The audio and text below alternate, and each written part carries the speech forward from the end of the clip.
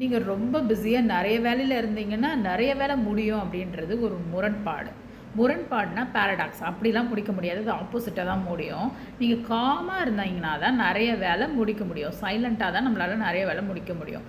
It's a paradox that the busier you are, the more you get done.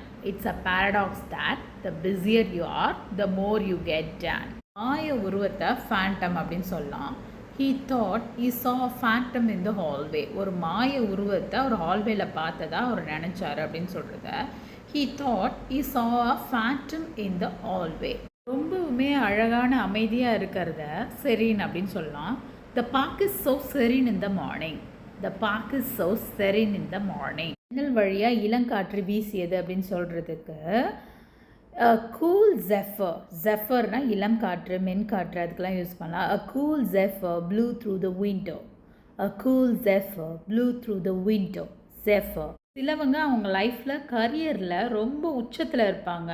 He is at the zenith of his career. Zenithனா அவங்களோட உச்சபட்ச வெற்றி அவங்களோட கரியர்ல.